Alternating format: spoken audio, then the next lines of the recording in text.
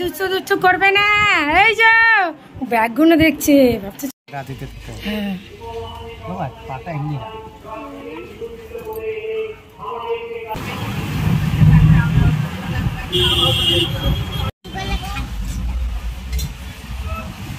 কি করছো তুমি, কি খাচ্ছ?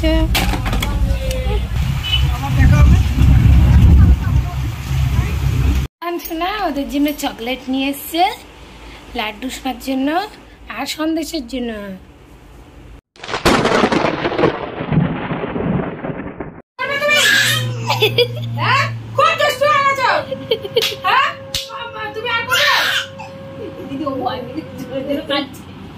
কাঁদছে না, মাম্মামকে বকছে।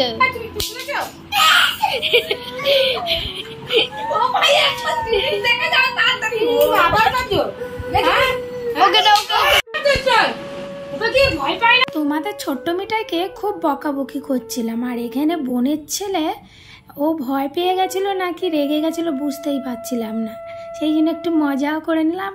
আর তো একটা দিন, মানে রাত পেরোলেই কাল সকালবেলা আবার বাড়ি চলে যেতে হবে, সেই জন্য মা রাত্রে একটু পকোড়া করে দিয়েছে, আর সবাই মিলেমিশে বসে খাচ্ছি আর গল্প করছি যে কালকেরই চলে যেতে হবে। বোন বলছে কি করে আমি এই ছেলেকে রাখবো, ও এখন একটু দুষ্টু হয়ে গেছে, মানে অন্নপ্রাশনের পর থেকে এত দুষ্টুমি করছে জানি না কেন।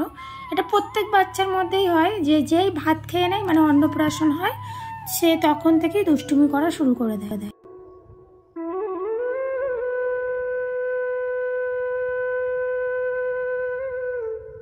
এখন প্রায় সকাল, সবাইকে জানাই শুভ সকাল। আর আমাদের কুটুস বুঝতে পেরে গেছে আজকের আমরা চলে যাব। বাড়ি ভর্তি লোকজন আছে, বোনের ছেলের অন্নপ্রাশন হয়েছে, সেই জন্য সবাই প্রায় আমাদের বাড়িতেই রয়ে গেছে, যাদের অনেক দূর দূর বাড়ি। বাড়ি ভর্তি লোক আর সবাইকে ফেলে চলে আসছি, একটু তো মন খারাপ লাগছে। আর মা বারবার বলছে যে আজকের দিনটা থেকে যাই। আমাদের টিকিটটাও কাটা হয়ে গেছে, মানে কোনো কারণেই আমাদের থাকা যাবে না। আর এখানে একটা আরও বড় প্রবলেম হয়ে গেছে, সেটা হলো আমাদের রাতের বেলা আমাদের গাড়ি বুক করা হয়েছিল, কোনো কারণে গাড়ি আসতে পারবে না আমাদের কলকাতাতে, আর ওটা হলো আমার শ্বশুরবাড়ির ওখান থেকে গাড়িটা আসছে।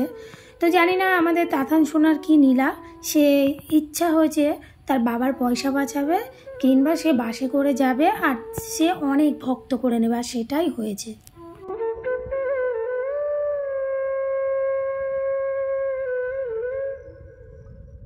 আমাদের ব্যাগপত্রগুলো দেখে বনুর ছেলের মনটা খারাপ হয়ে গেল, মানে ও বুঝে গেছে আমরা চলে যাচ্ছি। আপ থেকে বেশি মন খারাপ হচ্ছে আমার, কারণ ও আমার কাছেই কটা দিন ছিল, খাওয়া দাওয়া আমার কাছেই করছিল। আমাদের বাড়িটা একটু ভেতরে, সেই জন্য তাতান সোনাকে আর কোলে করে আনলাম না। আর কোলে করে আনলেই না সবাই মিলে ওকে আদর করছে, ঘিরে ধরছে, আর আমাদের ওইদিকে 12টায় বাস, সেই জন্য দেরি হয়ে যাবে বলে বোনের বড় বললো চল আমি গাড়ি করে একটু পার করে দিই। আর ভাই এখানে গাড়ি বুক করেছে, আসলেই আমরা গাড়িতে চলে যাব।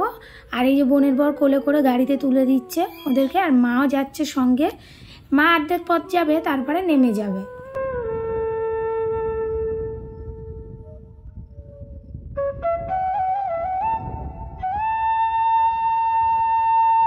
গাড়ি করে আমরা 1 নম্বর নেমে এখানে একটা বসার জায়গা আছে, তাতান সোনাকে করিয়ে রেখেছি। আর তাতান সোনার অনেক ভক্ত হয়ে গেছে, সবাই মিলে আদর করছিল। আর দেখতে দেখতে আমাদের বাসও চলে এসেছে। আর তাতান সোনার আলাদাভাবে একটা টিকিটও কাটা হয়েছিল যাতে বসিয়ে নিয়ে যাওয়া যায়। টিকিট না কাটলেও কোনো ব্যাপার ছিল না, কিন্তু তাও ওর বাবা বলল যে যেন ও টিকিট কেটেই বসেই আসে নিজের সিটে।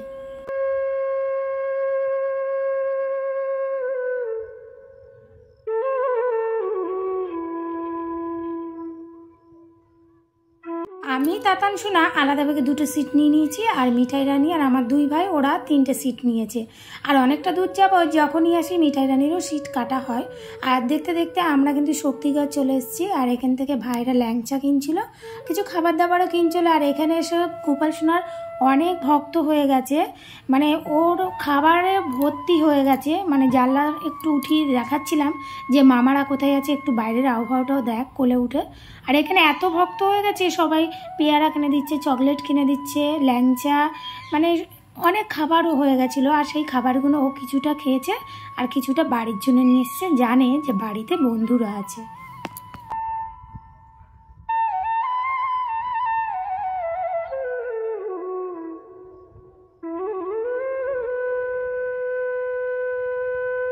যখনই আমি এখান থেকে পেরোই কিংবা আসার সময়ও পেরোই তখনই কিন্তু আমি ক্যামেরা বন্দি করি। এই জিনিসটা আমার দেখতে খুব ভালো লাগে। আর এটা হলো দামোদর নদীর কাছাকাছি চলে এসেছি। আর দামোদর নদীর কাছাকাছি এসেছি মানে আমাদের বাড়িতে আর যেতে 2-2.5 ঘন্টা লাগবে, বেশিক্ষণ লাগবে না। আর দেখতে দেখতে চলেও এসেছি। এখানে দাদান সোনারা কিন্তু খাবার নিয়ে এসছে ওদের বন্ধুদের জন্য। ব্যাস, ফ্যামিলি কমপ্লিট। মানে এখন জায়গাটা ভরা ভরা লাগছে, আমার খুব ভালো লাগছে ওদেরকে দেখে। আর ভিডিওটা এখানে শেষ করছি, দেখা হবে খুব শিগগিরই। সবাই সুস্থ থেকো, রাধে রাধে।